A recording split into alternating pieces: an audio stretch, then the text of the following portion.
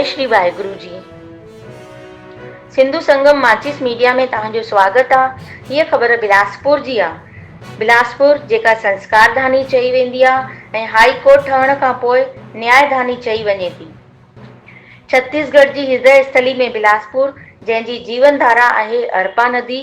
अचो त हितां जी ख़बर ॿुधूं।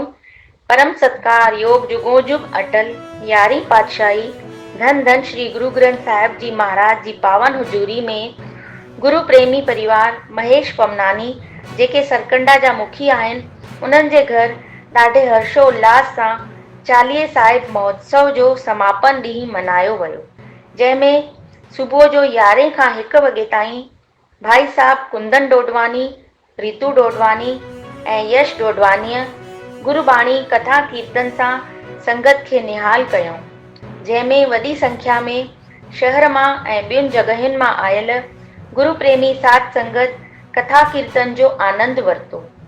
उन्हीअ खां पोइ पमनानी परिवार ऐं सर्व साध संगत ऐं सेवादारियुनि सतगुरु श्री गुरु ग्रंथ साहिब जन जो सम्मान कयूं। अंत में आरती अरदास हुकुमनामो खणी करे चालीहे साहिब महोत्सव जी समाप्ति कई वई ऐं साध संगत में कणा प्रसाद विरायो वियो। वॾी संख्या में संगत सरकंडा जी चटर्जी गली सिंधी धर्मशाला में गुरु घर लंगर साहिब ग्रहण कयो। कार्यक्रम के सफल बनाइण में पूज्य सिंधी पंचायत जा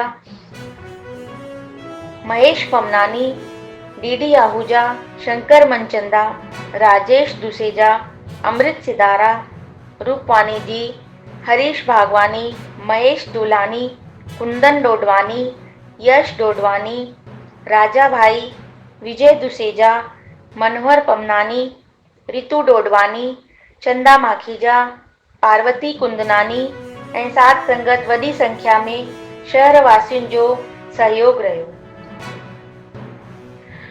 हीअ न्यूज़ अगरि तव्हांखे वणी आहे त सिंधु संगम माचिस मीडिया जा वीडियो शेयर कयो, लाइक कयो, सब्सक्राइब कयो ऐं सिंधियत खे वधायो। जय श्री वाहेगुरु जी।